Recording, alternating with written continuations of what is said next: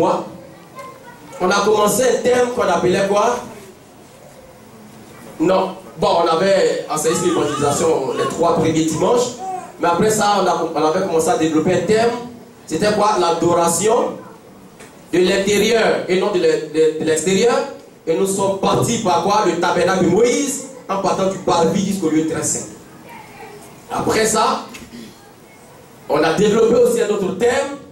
On avait touché un peu le discipolat. Le discipolat, c'est la formation des disciples. On avait formé 5 départements.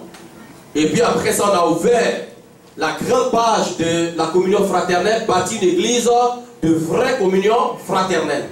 Bon, ce chapitre de la communion fraternelle, nous n'allons pas le fermer totalement, parce que la communion fraternelle c'est le pilier de l'église. On ne peut pas fermer ça, c'est impossible. C'est le pilier de l'église.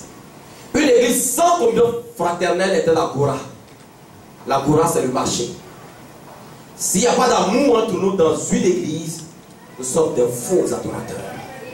Pour que tu témoignes que tu es disciple de Jésus, il faut que tu manifestes l'amour vrai de Jésus-Christ envers les autres. La Bible dit que il est bon de donner que de recevoir. Le vrai ami donne sa vie pour quoi? Pour ses amis.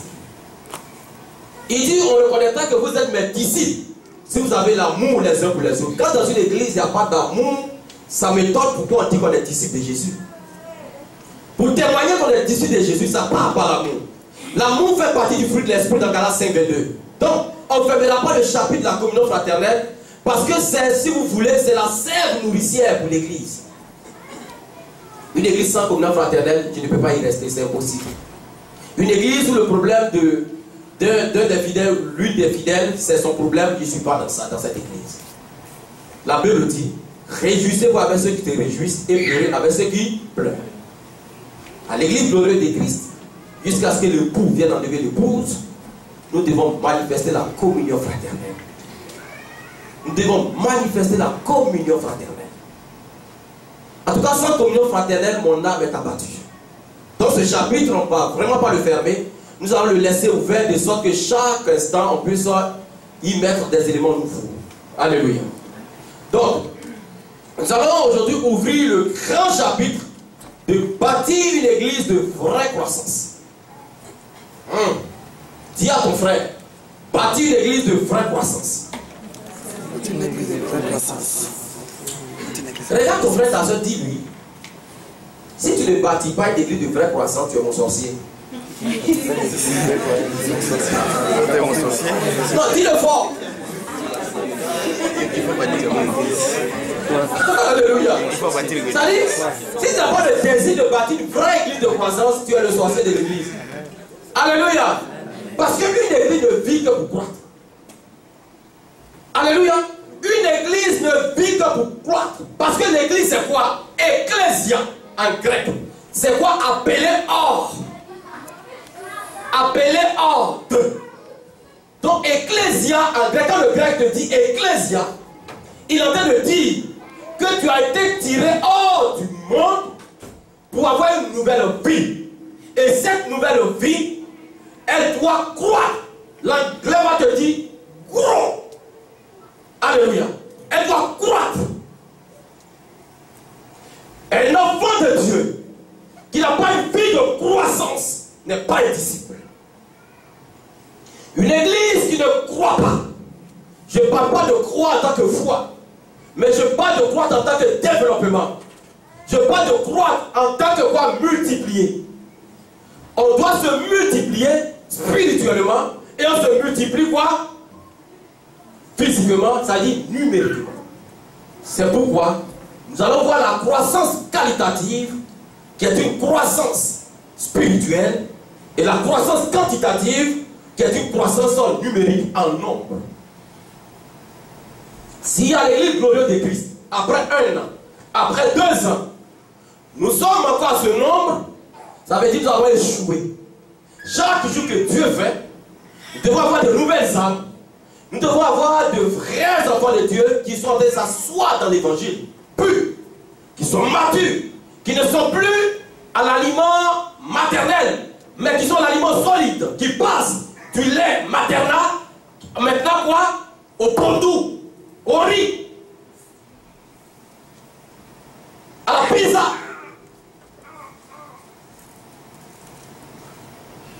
Qu'est bon, c'est pour les nouveau-nés. Tu prends ça pour faire ton café, c'est bon. Mais tu ne désires pas qu'est bon tout le temps. Tu désires un aliment solide, un plat bien fait, où il y a de la viande de protéines, où il y a toutes sortes, où c'est bien conçu, tu es à l'aise. Un enfant de Dieu. Tu commences par le lait spirituel. On te donne de petits aliments, et quand le temps suit, tu grandis dans la croissance spirituelle. Alléluia. Père, merci de bénir ta parole au nom de Jésus. Donc, la Bible nous dit dans Genèse chapitre 2, le verset 15. Dieu crée Adam et Ève. Mais, qu'est-ce que Dieu dit dans Genèse 2, 15? Dieu prit l'homme, le plaça dans le jardin d'Éden. Regardez. Prit l'homme, le plaça. Ça veut dire que ce n'est pas Adam qui a fait des efforts. Donc ta présence à l'église ne sont pas tes efforts. Les efforts surhumains que tu feras pour connaître Christ, tu n'arriveras jamais. Quand Jean 4, 23, 24 dit les vrais adorateurs m'adoreront en esprit et en vérité. C'est l'esprit qui nous chante par le sang de l'agneau et qui nous permet d'être enfants de Dieu dans Jean chapitre 1, le verset 12. À tous ceux qui ont cru. Elle leur a donné le pouvoir de devenir enfants de Dieu. Alléluia. Donc, il prit Adam, le plaça dans le jardin d'Éden. Et regardez l'ordre qu'il donne à Adam. Il est pour le cultiver et pour le garder. Donc, deux ordres. Premier pilier, cultiver. Deuxième pilier, garder. Donc, le jardin d'Éden était le champ de Dieu, qui devait être cultivé par des hommes charnels, Adam et Ève, qui devaient cultiver le jardin et le garder. Quand on cultive, on parvient à l'abondance, à la croissance. Donc, l'église est le champ de Dieu, le vigneron parfait. Et il voudrait que nous cultivons son champ qu'est l'église, pour qu'il y ait une croissance spirituelle, il y ait une croissance numérique, pour qu'en mettant ensemble, nous puissions avoir le but final qui est gagner des âmes au Seigneur. La croissance qualitative et quantitative. Alléluia. Donc, Dieu voudrait que nous cultivons, que nous puissions accroître le potentiel en lui. On commence l'église, père, mère, enfant. Père, mère, enfant, infidèle, deux fidèles. Enseignement biblique, disciple. Les premiers fidèles commencent à avoir de l'expansion. Ils commencent à grandir. Eux aussi, ils annoncent. 2, 3 arrivent. Ok, on enseigne le disciple là. Eux aussi, ils engendrent d'autres enfants spirituels. L'église commence à faire quoi? À élargir l'espace des attentes, à fermer les pieux, à allonger les cordages. Et les premiers qui sont venus, ayant été ensemencés dans la maturité spirituelle, sont capables d'avoir des responsabilités dans l'église et accomplir l'œuvre du ministère. C'est pourquoi la Bible dit dans Éphésiens chapitre 4, le verset 11, il a donné les ministères pourquoi? Lisons Éphésiens 4, 11, s'il vous plaît. Éphésiens 4, 11. Lisons Éphésiens 4, 11, s'il vous plaît. Éphésiens 4. Oui. Verset 11. Et il a donné les uns comme apôtres. Oui. Les autres comme prophètes. Les autres comme évangélistes. Les autres comme pasteurs et docteurs. Amen. Oui, continue. Pour le perfectionnement des saints, en vue de l'œuvre du ministère et de l'édification du corps de Christ. Comprenons bien la parole. Parce qu'aujourd'hui, il y a trop d'amalgame dans les églises. Il y a des pasteurs qui jouent le gourou, qui pensent qu'ils sont indispensables pour l'œuvre. Mais le pasteur n'existe, le prophète n'existe, l'évangile n'existe, le docteur n'existe, l'apôtre n'existe que pour le perfectionnement des saints. Or, le saint, quand on parle des saints, c'est l'église. Donc, ma présence ici, en tant que pasteur, à l'église glorieuse de Christ, c'est pour le perfectionnement des fidèles, c'est pas pour m'enrichir, c'est pas pour me faire voir, c'est pas pour avoir une opulence, c'est pas pour avoir une renommée, c'est pas pour avoir les honneurs. Tout ça revient à Jésus. Mon rôle, c'est pour vous amener à la perfection, à la connaissance de la parole.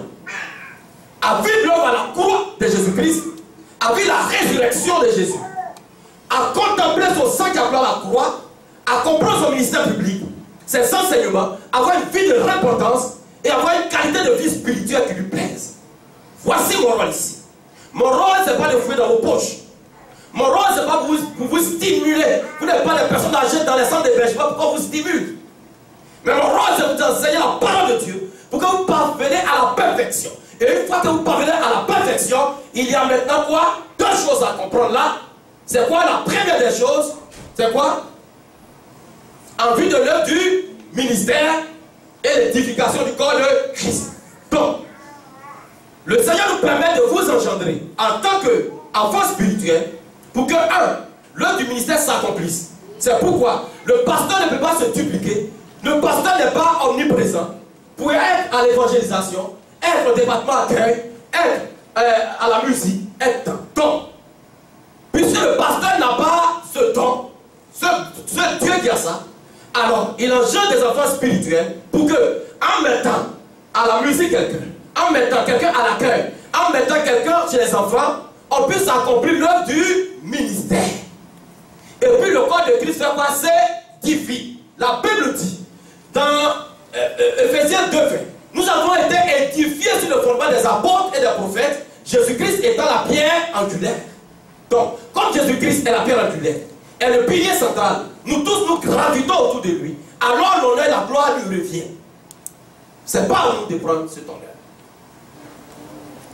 C'est pourquoi si vous avez connu des hommes de Dieu qui aiment les honneurs, oubliez que Dieu les a appelés. Peut-être c'est un bip qu'ils ont reçu. Souvent on confond l'appel et le bip.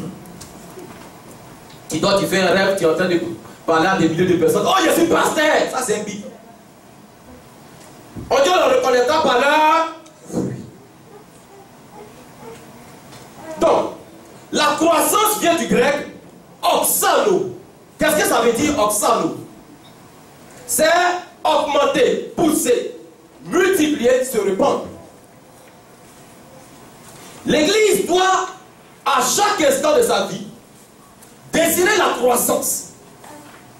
La croissance doit être, s'il vous plaît, écoutez bien avec action de grâce et fusion de cœur, le message. La croissance doit être une vision. La croissance doit être une orientation. Ça doit faire partie du package du ministère. Une église où le pasteur et les fidèles ne s'associent pas pour croire ensemble à la croissance, c'est une église plus tard qui va s'affaiblir. C'est pourquoi quand l'église a commencé, j'ai instruit le conseil, j'ai dit, oh frères, femmes, sœurs, le plus important pour nous aujourd'hui, ce n'est pas de gagner des âmes. Mais le plus important, c'est que le petit noyau qui est là soit quoi? Formé d'abord. Une église qui, après un an, a gagné 1000 fidèles, voyez, suivez-moi de vos regards, si cette église-là existe encore, ou bien si ce n'est pas le péché qui abonde dans l'église. Des fidèles qui ne sont pas formés matures, en quoi ils peuvent encadrer des fidèles qui arrivent? Un fidèle, qui est dans l'abomination, dans la fornication, quelqu'un qui est marié, qui continue de chercher femme de l'autre, ou qui continue de chercher mari de l'autre, peut encadrer quel fidèle? Pour encadrer, il faut te séparer. Il faut être consacré, il faut être purifié, il faut te sanctifier. Alléluia. Si tu continues encore le monde, tu ne peux pas encadrer dans une église. Parce que tu vas communiquer ta vie de péché aux autres. Ce que tu es à l'intérieur, c'est ce que tu peux déclarer. La Bible dit. C'est de l'abondance du cœur que la bouche parle. Donc, si tu es dans ton cœur, c'est le péché, et que tu parles de sanctification, alors tu es un menteur, ta parole n'aura aucun effet dans les vies. Parce que le Saint-Esprit agit sur la base de la pureté de la parole de Dieu. Alors, une église qui naît doit commencer d'abord par la formation de disciples-là, amener les fidèles à la maturité spirituelle, des gens qui ont le cœur circoncis, qui craignent Dieu, et qui marchent dans la présence de Dieu, et qui mangent Jésus, et qui marchent avec Jésus, qui tombent avec Jésus, qui parlent de Jésus, qui n'ont pas honte de Jésus-Christ. Voici le pose de Jésus. J'arrive au Canada en 2010, et puis J'avais une voisine qui était l'une de mes compatriotes et puis qui m'a présenté un prophète. Et le prophète avait fait un séminaire et puis invité un homme de Dieu aux États-Unis. Le prophète, on ne se connaissait pas, on venait de se présenter. Et puis il m'a invité à diriger. C'était 3 jours. Il m'a invité à diriger le culte. Donc, j'étais à la direction, je dirigeais. Et puis, je vois le prophète plus le pasteur. Enfin, c'est 2 prophètes. Eux-mêmes, ils se mettent, je vois, ils ouvrent la fenêtre et puis ils commencent à me regarder. Mais il n'y a pas de problème. Ok. Il dit, j'ai dirigé le premier jour. On finit le séminaire, il m'apprend, il dit, pardon, dirige les 3 jours. Il dit, non, que moi c'est le premier jour. Il dit, non, pardon, dirige les 3 jours. Écoutez bien, j'ai fini les 3 jours. Il m'appelle, il dit, viens prêcher dimanche. Je suis venu prêcher dimanche, il a fait une veillée, il m'a mis comme orateur principal. À une veillée. On a fini. Un jour, il veut me voir. Il m'appelle dans son bureau. Il me dit, pasteur, je te demande pardon. Il dit, à quoi? Il dit, viens, tu vas diriger l'église. Ah, c'est pas ça. Il avait 2 pasteurs. Un pasteur qui avait 50 ans. Moi, je n'ai pas 50 ans. Ça, je vous parle de 2011 ou 12. Moi, je n'ai pas 50 ans. Un vieux père dans le ministère, 50 ans. Un autre, les 2 sont âgés que moi. Tu me dis de venir diriger l'église. Il dit, non, tu es plus mature que... Il dit, plus mature, ça veut dire quoi? Tu me connais où? Et il dit, pardon, je vais te montrer la doctrine de l'église, que vraiment je veux travailler avec toi. Que tu es rempli de ça y est de maturité. Il dit, quoi? Si tu ne me connais même pas. Avant de 2-3 prédications, je peux être menteur. Et il m'a montré la doctrine de l'église. Voici une église qui a commencé, qui a 1 an et demi à peu près. Et l'une de sa vision, c'est d'acheter un immeuble. Et puis en bas de l'immeuble, on fait du commerce. Quand il m'a montré ça, il a dit, ok. Il a commencé à rire à l'intérieur. Il dit, c'est toi, il ne connaît pas pasteur, Seigneur. Est-ce que tu peux acclamer le Seigneur? Toi, prophétique. Tu commences l'église ici. Et puis tu peux avoir commerce déjà 1 an et demi. J'ai pris mon jazz bag, ma Bible, en bandoulière. Je l'ai vu. Il m'appelle maintenant. Hi. Elle a répondu, non, j'ai continué de prier. 2013 est fini. Quand c'est pas passé, ça va, oui, ça va. Et l'église, comment ça fonctionne? Je dis, ça va bien. Je dis, ok. Un jour, je vais avec ma femme dans un commerce. Pendant qu'on était en train de magasiner, je vois une femme qui vient me saluer. Bonjour, pasteur. Il dit bonjour. Je ne la reconnais pas. Elle dit, parce que je vous connais bien, que vous avez prêché à l'église. Je dis, quelle église? Il dit le nom du prophète. J'ai dit, ok. Il dit, comment l'église est devenue? Il dit, l'église est vidée.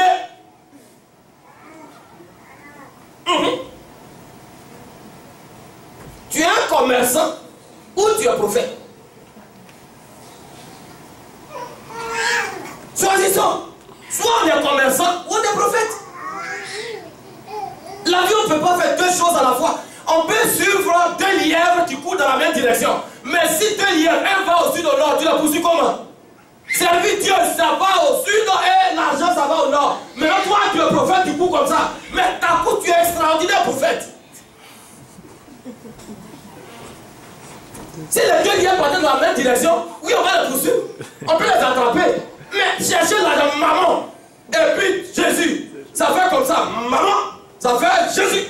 Et toi, prophète, maintenant, ton maman t'a laissé, il s'en va. Jésus t'a laissé. Tu es au milieu, l'église est brisée.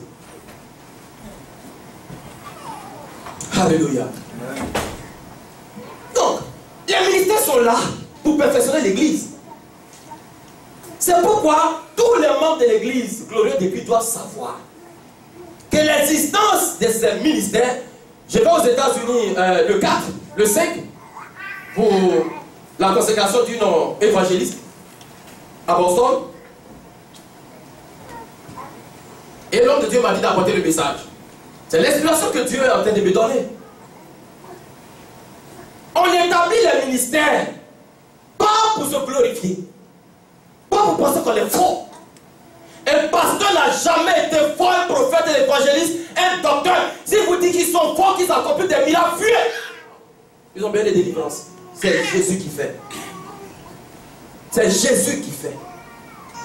C'est pourquoi ici, ne m'accordez aucun honneur, s'il vous plaît. Jamais. Je ne mettrai jamais une chaise de côté. Aujourd'hui, il est assis de l'autre côté. C'est comme ça, on fera jusqu'à ce que Jésus revienne. Il n'y a pas besoin d'honneur sur terre. Quand tu es honoré sur terre, dans le ciel, tu deviens très petit. Je préfère être grand dans le ciel et bien petit sur terre. Mais plus tu veux te rendre petit sur terre, Jésus fait quoi? Alléluia! Oh Seigneur! L'humilité précède là! L'humilité précède là! L'humilité précède là! Sois blanc! Tu mangeras les mets succulents du royaume de Dieu. La Bible dit dans Ésaïe, chapitre 1, le verset 20. Il dit si vous êtes docile, vous mangerez la meilleure production du pays. Mais si vous êtes rebelle, vous serez dévorés par le glaive. La bénédiction d'un enfant de Dieu. Un enfant de Dieu, si tu veux grandir, si tu veux avoir les grâces spirituelles et matérielles, tu commence à être humble, mange l'humilité. Le Seigneur va te tirer du fumier comme Méphibosheth pour te faire asseoir à la table des grands. Mais si tu veux toi-même t'honorer, il va te rendre petit. Parce qu'il dit que les choses qu'il a cachées aux sages, il a révélé quoi? Aux simples. Quand tu es simple, la révélation de Dieu coule en toi.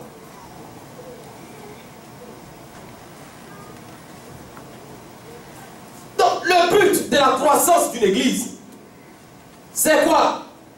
C'est pas pour une renommée quelconque, mais c'est de faire des disciples. Lisons Colossiens 1, 28. Colossiens 1, 28, lisons. Colossiens 1, 28, s'il vous plaît. Vite, vite, vite, vite. Soyez intelligents. Oui. 28. C'est lui que nous annonçons. C'est lui que nous annonçons. C'est qui? C'est Jésus que nous annonçons. On n'est pas là pour annoncer un homme. Oui. Exhortant tout homme. Exhortant tout homme. Et instruisant tout homme en toute sagesse. Et instruisant tout homme en toute sagesse. Afin de présenter à Dieu tout homme. Devenu parfait en Christ. C'est à quoi je travaille. Alléluia. Mon rôle, c'est de te présenter devant Dieu. Faites, femme. Tu dois te faire. Laisse-toi manipuler comme on agit, comme pâte à modeler. Dieu est le potier. Et il prend l'agir dans la forme qu'il veut. Homme, laisse-toi transformer, régénérer. L'œuvre de régénération par le Saint-Esprit. Le Saint-Esprit a le pouvoir de transformer les cœurs, de ramener des cœurs de pierre à des cœurs de chair sensibles à la parole de Dieu. C'est ça le rôle des ministères.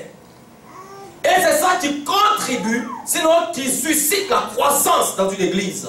Je veux que vous soyez matures, assis dans la parole de Dieu, ensemencés dans le sang de l'agneau, des enfants de Dieu qui ne sont pas portés par tout vent de doctrine, qui ne regardent ni à gauche à droite, mais qui ont l'aliment pur et qui mangent cet aliment et qui se délectent de la présence de cet aliment.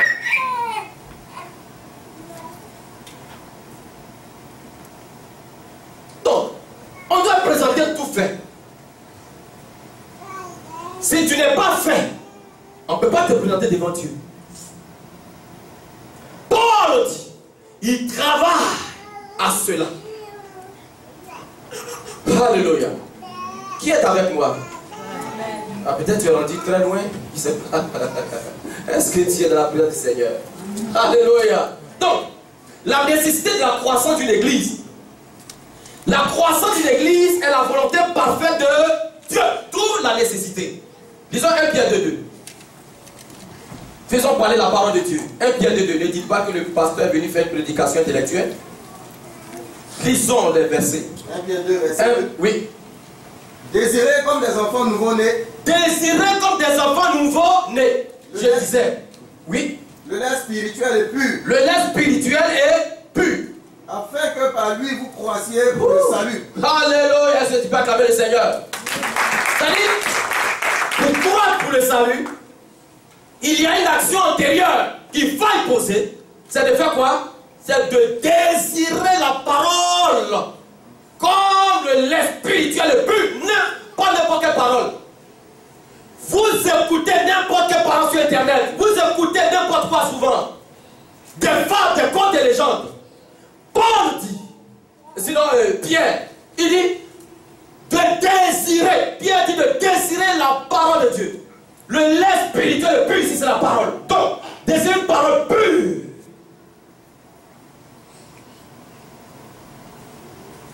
ne désires pas une parole pure, tu ne peux pas croître. La croissance est postérieure au désir de la parole pure. Désire la parole. C'est pourquoi Josué dit dans Josué 1, 8, 9, il dit que ce livre de la loi ne te quitte point. Médite-le jour et nuit. C'est alors que tu réussiras. Ta réussite n'est pas le fait que tu es intellectuel, que tu es intelligent, tu es intelligente, mais ta réussite vient du fait que Jésus-Christ a créé ta vie et porte de cacher le sceau du Saint-Esprit sur toi. Partout tu pars, tu vis de la promesse de Dieu. Ce sont les promesses de Dieu qui t'apportent la victoire. Ce n'est pas parce que tu es intelligent et intelligente. Sinon, il n'y a pas des ingénieurs qui allaient chômer. Il n'y a pas des docteurs qui allaient chercher du travail. Il y a des gens qui ont des PhD partout, qui ont des diplômes d'emploi fini, mais qui n'ont pas de travail. Il y en a ici, ils ont fait l'immigration, ils ont des gros diplômes, ils font manufacture. Je suis arrivé ici avec un ingénieur. Il n'avait pas de travail. Ça faisait près de 3-4 ans. On priait chez moi à la maison à 23 heures. Vers minuit, l'esprit sonne dans mon esprit qu'il a du travail. On a prié pour lui. Je crois les quelques jours qui suivaient, ils l'ont appelé, il a eu du travail. Son intelligence n'a pas ouvert les portes. Ce n'est pas parce que tu es intelligent que ça te positionne dans le ciel. Ce n'est pas parce que tu as des diplômes que ça te positionne. Ton diplôme ne te positionne pas. Ton intelligence ne te positionne pas. Mais c'est Jésus qui positionne par sa volonté parfaite. Amen. Alléluia. Amen. Donc, bâtir une église de croissance, il faut qu'à l'église glorieuse de Christ, vous désirez la parole, frères et sœurs. C'est pas les mercredis, on a mis un temps d'enseignement. Viens écouter la parole pour croître. Amen. Tant que tu ne désires pas la parole, il n'y a pas de croissance en toi. Les choses sont spirituelles, les choses matérielles sont induites par les choses spirituelles. Tant que tu n'as pas la connaissance spirituelle des choses d'en haut, la Bible dit dans Colossiens chapitre 1, le verset 3, chapitre 3, à partir du verset 1, il dit, si donc vous êtes ressuscités, vous êtes quoi? Lisons. Colossiens 3, à partir du verset 1. Ici donc vous êtes ressuscités, recherchez les choses d'en haut, où Christ est assis à la droite du Père, car votre vie est cachée en Christ Jésus. Colossiens 3, verset 1. Oui.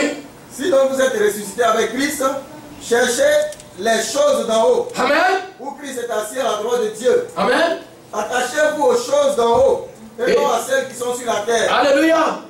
Car vous êtes morts et votre vie est cachée avec Christ en Dieu. Amen. Tant que tu ne comprends pas la parole de Dieu, que tu ne sais pas que ta vie est ensemencée en Jésus, que Jésus t'a racheté d'entre les morts, qui t'a purifié de tout péché, qu'il a envoyé ta vie à la perfection, et que tu ne connais pas ton identité et celle de ton Dieu, alors tu imagineras la tête baissée. La tête baissée, tu ne comprendras pas les choses d'en haut. Or, la Bible nous dit, dans Jacques 1, 17, que toute grâce excellente, tout don parfait, vient du Père des Lumières, sur lequel il n'y a ni changement, ni honte de variation. Notre Dieu ne change point. Hébreux 13, 8. Jésus est le même hier, aujourd'hui et éternellement. Les grâces providentielles dans le ciel sont en lui. Pourquoi Paul dit dans Galates 2, 20 que je suis ressuscité avec Christ? Si je vis, c'est plus moi qui vis, c'est Christ qui vit en moi. Si Christ vit en toi, alors les grâces matérielles, financières, les grâces spirituelles sont en lui. Donc pour pouvoir cueillir cela, il faut t'attacher à la parole, aux vertus du Saint-Esprit.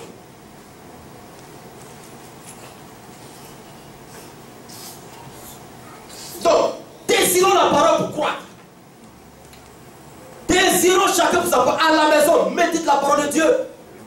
Prends du temps dans le jeûne et la prière. Consacre-toi, femme, je te demande pardon. Homme, sinon tu seras frustré sur terre. Parce que la terre ne t'offre rien. Aujourd'hui, il y a les guerres partout. Il y a les destructions. Nous sommes dans les temps à venir qu'on appelle les temps eschatologiques. Frère et soeur, ta vie ne t'appartient pas. Tu n'es pas le dispensateur de ta vie. Celui qui a créé le dispensateur, il est prêt à ta vie ce qu'il veut. Ne marche pas selon le désir de ton cœur, de ta pensée, mais marche selon l'esprit de Dieu. Amen. Tu accompliras les choses de l'esprit. Soyez une église qui grandit spirituellement. Quand on te voit cette année, tu es à un niveau. On te voit demain, tu es à un autre niveau. On te voit après-demain, on te voit l'année suivante. Tu es dans les séminaires, tu es en train de prêcher la parole, tu es en train d'exhorter, tu es en train de prier, les gens guérissent. Frères et sœurs, les dons spirituels doivent manifester dans ta vie. On les reconnaîtra par leur.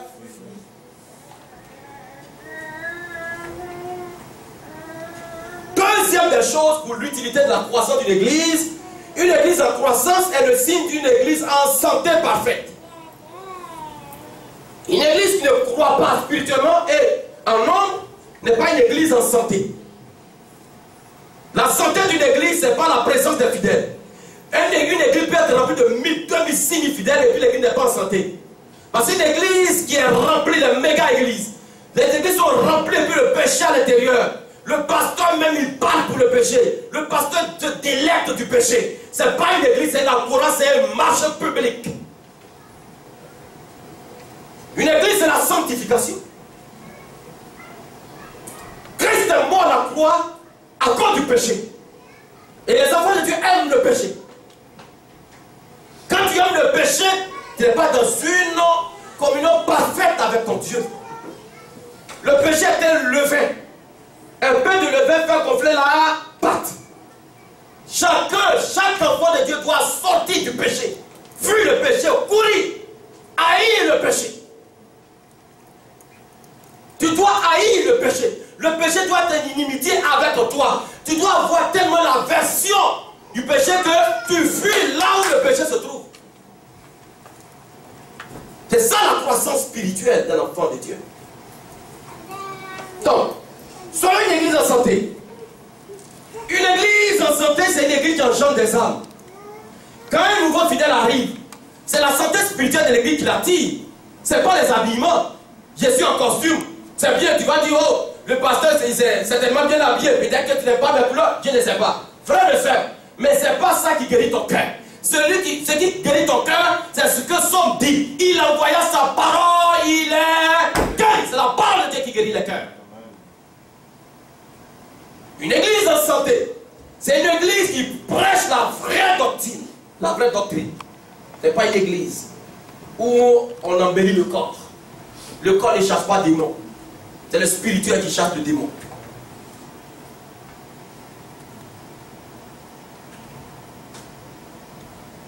Alléluia. Troisième point. Pourquoi la nécessité? Une église n'existe que pour gagner des âmes et les amener à la connaissance de Christ, d'où l'existence des ministères. On a vu tout à l'heure. Donc, une église, la croissance d'une église, c'est pour gagner des âmes. Éphésiens 4:11, perfectionner les âmes, les gagner, les perfectionner, les amener à l'œuvre du ministère, édifier le corps de Christ. Quatrième élément. Pourquoi la croissance? Comme je l'ai dit, c'est pour le perfectionnement des saints en vue de l'œuvre du ministère de l'édification du corps de Christ. Donc là, je ne vais plus développer parce que je l'ai déjà développé. Cinquième élément. Dieu veut une église qui impacte le monde. Matthieu 5, 13, 14. Vous êtes le sel et la lumière de ce monde. Le sel ne se proclame pas sel, mais le sel est sel à l'origine.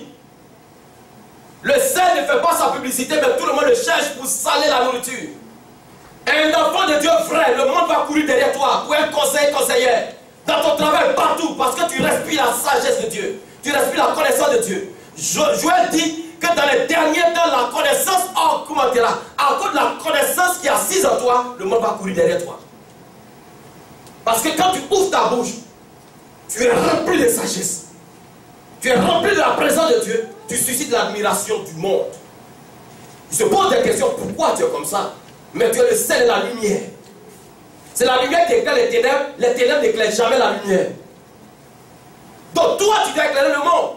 C'est quoi la première veille qu'on va faire ici? C'est quoi le thème? Sera quoi? L'impactation divine. Tu dois impacter. La divinité en toi, tu impactes le monde. Tu parles, ta parole prospère. Tu touches, tu bénis. Frères et sœurs, tu es un enfant de Dieu. Tu es rempli de la présence de Dieu. Tu es rempli de la Shekinah. Normalement, partout où tu passes, les choses vont fleurir. Si tu arrives dans une société qui est en train de tomber, il doit y avoir un redressement économique à cause de ta présence. Parce que tu vas donner des conseils sages. Tu arrives dans une famille qui est en train de te briser par ta présence, par la parole de sagesse, la réconciliation dans l'homme et la femme, les enfants, frères et sœurs. À cause de la présence de l'esprit en toi, tu suscites l'admiration dans le monde. La croissance. Alléluia. Donc, tu es le sel et la lumière. Mais pourquoi tu ne peux pas saler le monde? À côté de toi, deux lesbiennes s'embrassent. Et puis dans mon pays, là même, il y a trop d'abominations. Ta présence ne va les faire fuir. Jésus passait devant le tombeau de fou de Gadara. Il est sorti pour dire, qui a-t-il entre nous et toi? Jésus n'avait même pas parlé. Le Paul dit, nous sommes une lettre écrite, lui est su. Nous sommes le parfum de Dieu. C'est pourquoi dans le tabernacle, il y avait la table des parfums odoriférants qui était l'intercession des saints. Mais tu intercèdes. Mais ta présence ne dissuade même pas le démon. Le démon dans ta famille te manipule. Manipule ton cœur, tu te dresses contre ton mari, tu te dresses contre ta femme.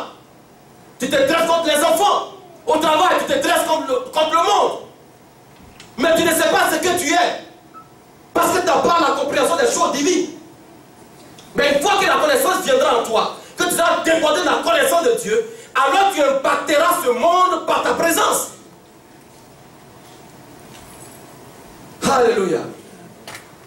Tu impacteras le monde. Tu es né pour impacter. Est-ce que tu comprends ce que je dis? J'ai dit, tu es né, ta présence sur terre, c'est pour impacter, il n'y a plus autre chose. Si tu n'impactes pas, frères et sœurs, mesure ta vie au scanner de la parole. Tu n'es pas engendré par le sang de l'agneau. Tu es né pour impacter. La Bible dit Jésus-Christ. Quand les gens ont appris qu'il était arrivé, parce qu'il prêchait dans les contrées voisines, il est rentré, s'il vous plaît, arrêtez les jeux. Il est rentré à Jérusalem. Qu'est-ce qui s'est passé? On dit qu'il y a eu une grande foule. Pierre, la première prédication à la Pentecôte, 3000 convertis. Comment ta vie impacte? Tu envoies combien de personnes à la conversion? Est-ce que ta vie impacte? Est-ce que ta vie est le sel et la lumière? Est-ce que tu suscites l'admiration? Est-ce que quand le monde te regarde, trouve un plaisir, toi un modèle? La parole de Dieu dit, Paul dit à Timothée, sois un modèle en parole en conduite. Est-ce que ta vie inspire? Est-ce que le monde a envie d'être comme toi?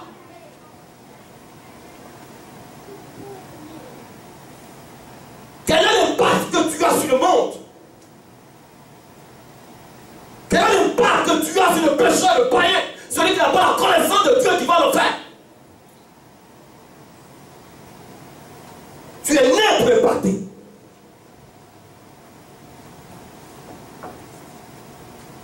Alléluia. La croissance. Je vous donne ce témoignage en 2015, l'année passée, en juillet. On aménage à un autre appartement. Puis j'arrive, un monsieur qui était juste à côté de moi, un monsieur à la peau blanche. Je garde la voiture et puis il me regarde et puis il dit, tu as acheté ta voiture à combien? Il ne me connaît pas, on ne s'est jamais parlé. Il ne comprend rien. On a parlé. Une voiture simple que j'ai qui ne ressemble à rien. Ma femme garde, il pose la question à ma femme. Ma femme me dit, mais ce gars, qu'est-ce qu'il veut de nous? Il me rencontre encore, il me dit, je vais acheter la même voiture comme toi. Frère et soeur, ce monsieur existe, il va acheter l'appartement. Maintenant présent, juste on arrive, il veut faire comme nous. Oh, oh. Ta vie doit susciter l'admiration dans le monde. Alléluia. Il y a des gens qui vont aller à leur réunion au travail. Il y a un homme qui est habillé un peu. J'ai dit, mais tu es bien habillé. Il dit, non, je veux te ressembler, c'est un blanc. Est-ce que tu sais qui tu es? Est-ce que tu sais qui tu es? Si tu n'aimes pas le monde, tu n'as pas de saveur. Tu arrives là où le monde se trouve, le monde te fuit. Le monde ne veut pas rester dans ta présence. Tu as un problème, c'est-à-dire ton parfum n'est pas autoréférent.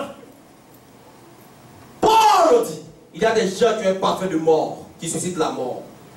Et il y en a qui ont un parfum de vie, qui suscite la vie. Si ton parfum suscite la vie, le monde va vouloir faire comme toi, tu vas les avoir à la conversion.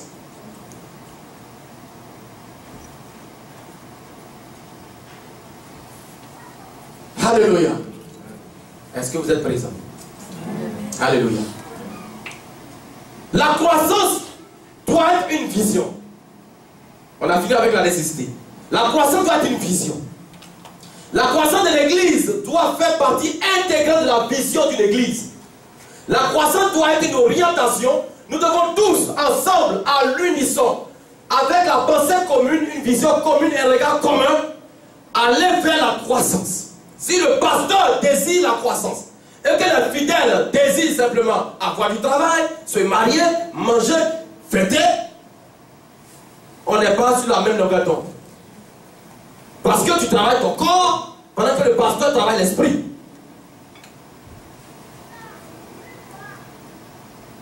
Parce que si tu veux être rassasié physiquement, il faut l'être d'abord spirituellement. Parce que la Bible dit, voici les miracles qui accompagneront ceux qui auront cru. Il faut croire pour que le miracle suive. Ça veut dire, croire c'est spirituel, miracle c'est physique. Donc, le monde spirituel commande le physique. Alors, une fois que tu es positionné sur un trône spirituel, le trône physique t'obéit.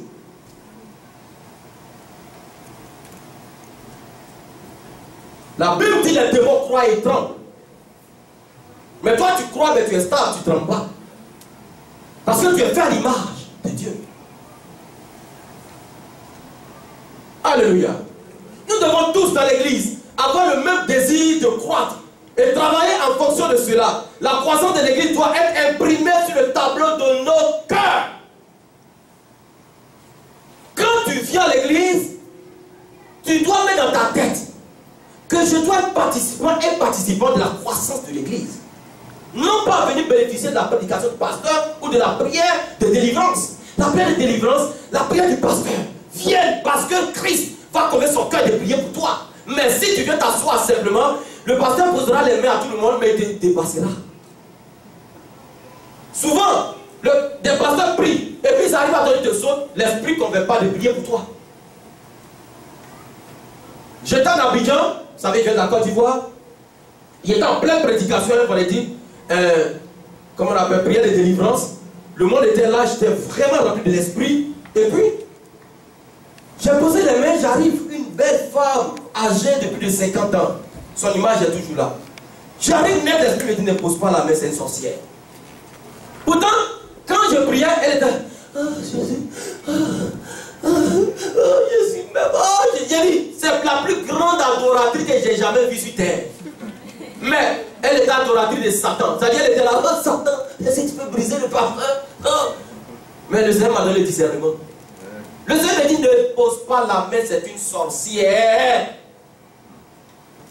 Donc j'ai laissé. Moi, il y a des jours quand l'esprit me dit, je ne joue plus. Le mot spirituel, là, il y a des règles. On finit le culte, j'ai dit à un missionnaire, appelle-moi la femme. La femme est assise, j'ai dit, maman, je priais puis j'étais sauté, c'est pourquoi l'esprit me dit, tu es sorcière. Je lui ai dit immédiatement, je ne suis pas passé par 1000 chemins. Elle me dit, mon fils, aide-moi. Oui. Je dis, pourquoi? Elle dit, je dormais, il y a un serpent qui est sorti de mon sexe. Que ça me fatigue la sorcellerie. Claire! Que depuis que je vais dans les églises, tu es le seul pasteur par qui tu es passé pour me révéler cela, pour me suivre. Je suis allé dire à mon père spirituel. Il dit, voilà ce que la vieille là, ce qui arrive à sa vie. Donc la vieille dit, je vais être membre de l'église pour que vous fassiez ma délivrance. Il dit, il n'y a pas de problème. Le vieux dit, bon, on va te suivre. Elle est le premier dimanche, elle est le deuxième dimanche. Hip hip, elle est tombée en brousse. Jusqu'à aujourd'hui, je ne l'ai plus revue. Donc, tu viens t'asseoir à l'église, quelle est ta motivation? La motivation avec laquelle tu viens à l'église précède ta bénédiction. C'est pourquoi l'église, les enfants de Dieu sont pauvres. Parce qu'ils ont dit oui à Jésus. Mais ils ont une motivation du monde. Mais comment Jésus va bénir? Ton corps à l'église, mais ton esprit est mondain. Alors que le monde, c'est Satan qui gère. Mais Jésus n'est pas avec toi. Bien qu'il était assis ou assis dans l'église. Parce que ce que le pasteur ne sait pas, ni un fidèle ou fidèle ne sait pas, ce qu'il y a à l'intérieur de toi que Jésus sait, c'est une motivation du monde. Mais comment celui qui a la rétribution des méchants, comment tu veux qu'il chasse l'ennemi dans ta vie? Comment tu veux qu'il rétribue les méchants qui te persécutent? Pendant que ta pensée est conforme à la pensée de l'ennemi, vous êtes des amis. Mais comment il va chasser un ami, chasse pas un ami? Donc, si tu viens à l'église avec la motivation intérieure d'être une pierre d'édification, d'amener l'église à la croissance, ta motivation est noble, alors tu es pris et pris en charge par celui qui bénit.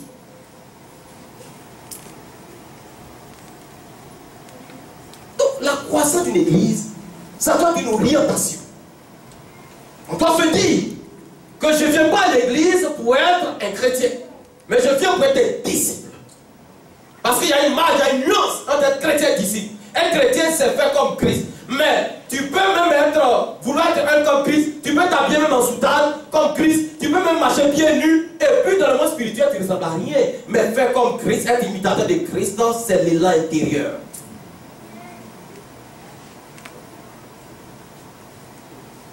Alléluia. Une église sans vision de croissance n'est pas une église selon la volonté de Dieu. Nous devons être tous d'accord que c'est Dieu qui fait croître. Nous tous, on est d'accord de fédérer derrière l'idéal de la croissance. Bon, c'est une bonne chose. Mais à l'intérieur de cet idéal, chacun doit mettre dans sa tête que c'est Dieu qui fait quoi? Croître. Alors, si nous sommes dans le champ de Dieu, que nous cultivons le champ de Dieu, et que c'est Dieu qui fait croître, alors nous devenons obéissants à ce Dieu.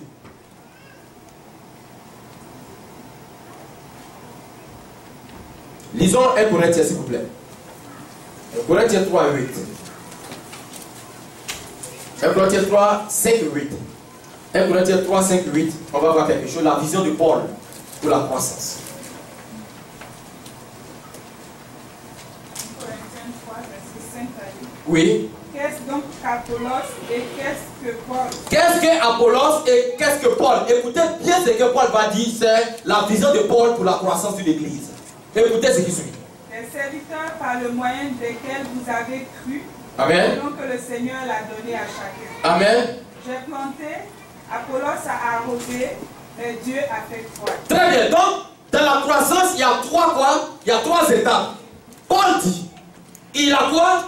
Il a planté. Donc d'abord, pour qu'il y ait croissance, il faut quoi? Implanter. Donc, on a implanté l'église. Ok. Le Seigneur passait par quelqu'un pour implanter son serviteur. Comme Paul dit, j'ai planté. Maintenant, Apollos a fait quoi? Arroser. Donc, prenons Apollos comme étant toute l'église maintenant qui arrose ce qui a été planté. Alors, qui fait croître maintenant? Dieu. Voici la vision de la croissance. Plantons, arrosons, laissez Dieu faire croître. Oui, tu peux t'asseoir. Alléluia. Donc, ce que nous devons savoir, c'est que c'est Dieu qui fait croître. Donc, l'orientation que nous donnons à la croissance doit être basée sur Christ qui fait croître. Donc, personne ne va s'attribuer la gloire de dire j'ai planté. Personne ne va dire, il y a des gens qui travaillent dans des départements, dans les églises, ils pensent qu'ils ont trop fait. Non, qu'est-ce que tu as fait?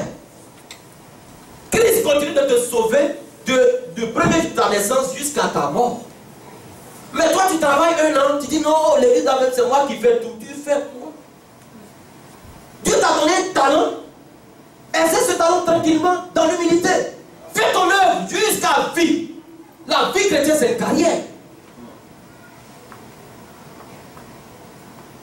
Si dans ta société, tu travailles, tu as dit au boss que dans cette société, c'est moi ceux qui fait tout. Maintenant, là, c'est moi. Je pense bien que ton travail, là, ça va être difficile de le conserver. Le ministère d'Élie s'est arrêté pour ça. Élie part. Il fait tuer sur le mont Carmel. D'abord, il défie sur le mont Carmel les Baals et les Astatiques. 850 au total. Il les fait égorger dans la vallée de Kison. Il fuit devant Jézabel.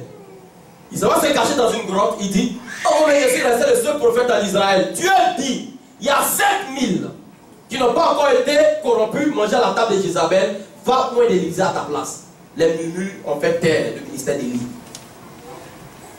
Il se croyait trop grand, il est devenu trop idolé, c'est le plus puissant prophète. Oh, quand je parle comme ça, les Baals sont morts, les Astatiques. Je suis le seul prophète. Dieu dit, il y a 7000. Parmi ces 7000, il y a Élysée, qui n'est pas encore corrompu. Donc, personne, qui est le serviteur? Paul dit, qui est Paul? Qu'est-ce qu'Apollos? Qui est pasteur Seigneur? Je suis fil. Je suis comme un fil. Je ne vaux rien, je n'ai rien, je suis rien. Je ne suis que parce que Dieu me permet d'être.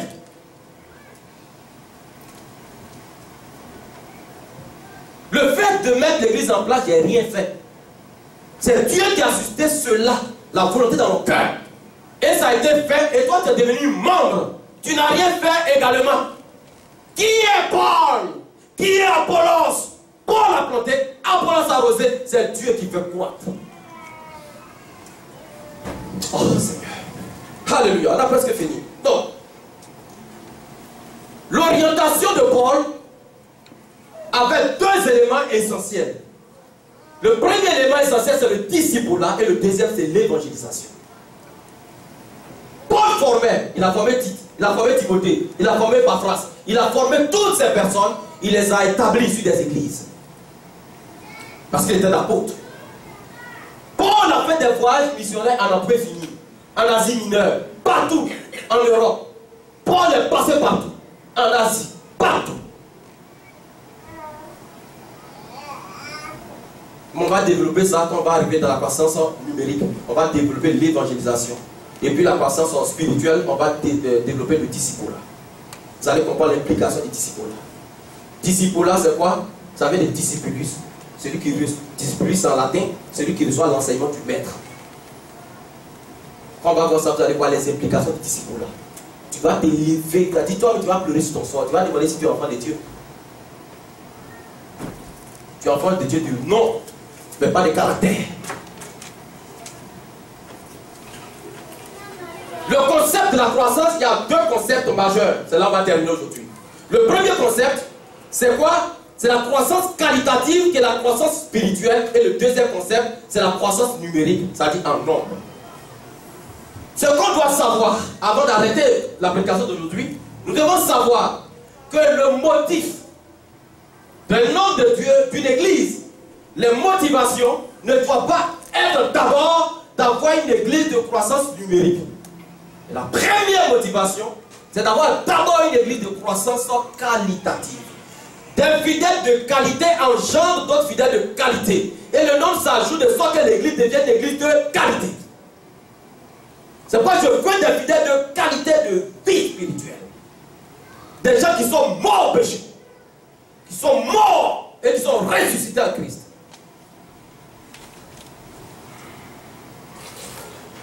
Alléluia. Une église remplie de fidèles, sans maturité, sans vie de qualité spirituelle, est un marché, un agora. Chacun vient ce qu'il veut, ce qu'il veut.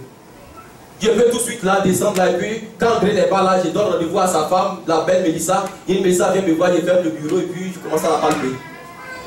Ça, c'est une église où il n'y a pas de maturité spirituelle. Le pasteur fait ce qu'il veut. Plein d'églises à Montréal se sont tombées à cause des hommes de Dieu. Ils ont forniqué, couché avec leurs fidèles. Ils baptisent une fidèle de bain, ils leur mettent tout dans leur pantalon. C'est quoi ça? C'est quoi ça? Les fidèles, dans le groupe musical, tu les vois. Jésus m'aime, je les aime. Il m'a cherché. Regarde, le groupe musical, je vous tiens pour m'aller de danser. Ceux qui dansent trop comme ça, Jésus m'aime, c'est ce qu'ils font dans le secret.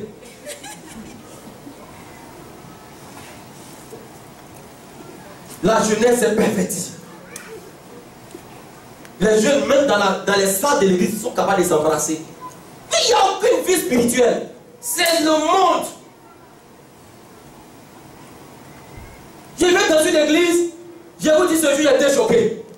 La première personne qui était là, une église c'était remplie de près de 200 personnes. La première personne qui était là comme ça, une fille, un tatouage comme ça, elle était en crise croche. Pasteur! Quand j'ai vu ça, mon cœur fait il dit ouais, il y a un combat aujourd'hui. Aïe, c'est quoi ça? Il y a des jeunes filles qui viennent, qui s'habillent en mini. Elles croisent le pied, la jambe comme ça. Quand le pasteur prêche comme ça, la jeune fille rit aux oreilles. On dirait que cette prédication, c'est pour elle seule. Satan, agent du diable. Pour ça, quand le pasteur prêche, pasteur prêche. Elle est très bien, pasteur prêche. Mais bien ça s'est passé. Une jeune fille qui est venue. Tu vois la jeune fille, on dit elle sort de l'eau. J'étais en train de prêcher comme ça. Feu, feu, feu, feu, feu, feu. Un coup. Je regarde cuisse. Cuisse là. Si tu n'es pas rempli de l'esprit, ça devient cuisse.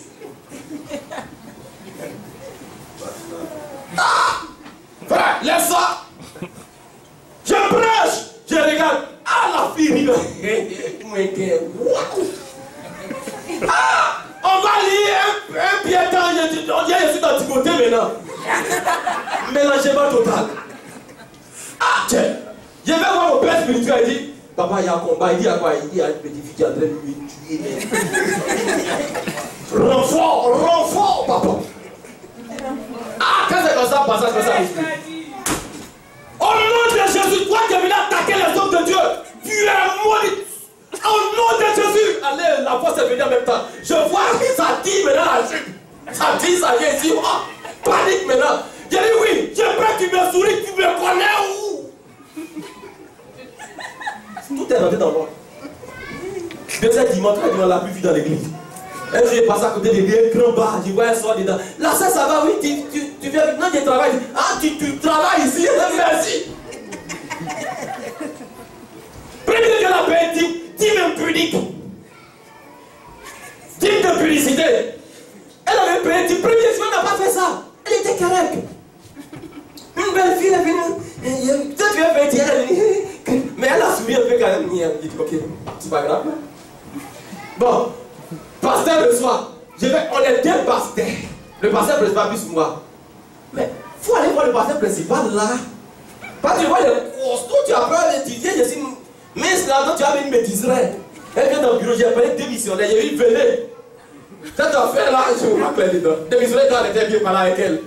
Deuxième jour, deuxième dimanche, c'est là le mini est venu. Ça elle a déclaré maintenant son objectif. Son objectif c'est 1014. Ça dit c'est les flèches. Les tomahawks, c'est des drones. Quand un mec, quand il capte des drones,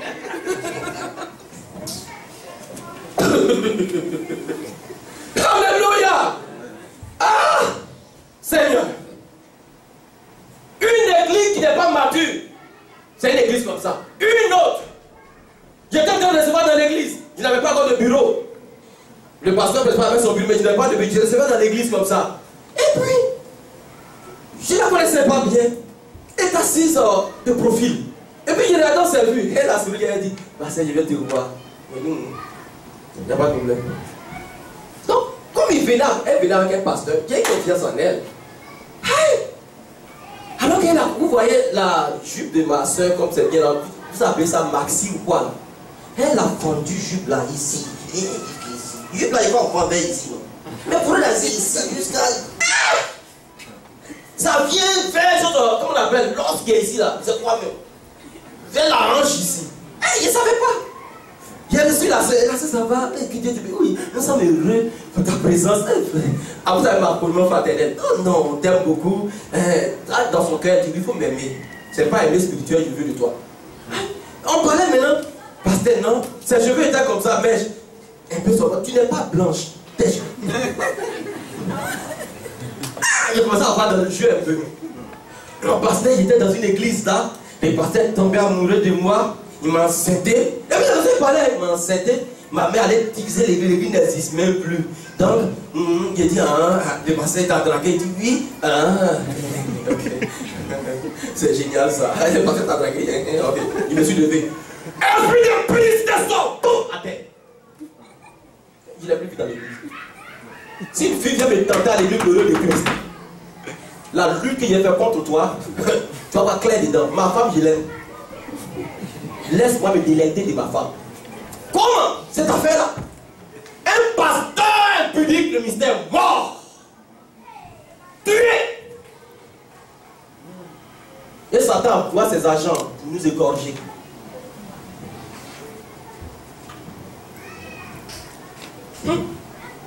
Alléluia. Donc, nous devons avoir une vie de qualité spirituelle avant d'avoir l'objectif noble de la quantité. Actes chapitre 2, 41 à 47. Le verset 47 dit, et chaque jour, Dieu ajouta ceux qui étaient quoi? Sauvés. Or, ils ne disent pas, ils louaient Dieu. Ils faisaient le pain ensemble. Ils persévéraient. Et chaque jour, Dieu ajouta. Donc, la croissance spirituelle précède quoi? La croissance numérique, frères et sœurs. C'est pourquoi le prochain thème que nous allons voir, c'est la croissance spirituelle. Que Dieu vous bénisse. Que la grâce et la paix de Dieu soit avec vous. On acclame le Seigneur.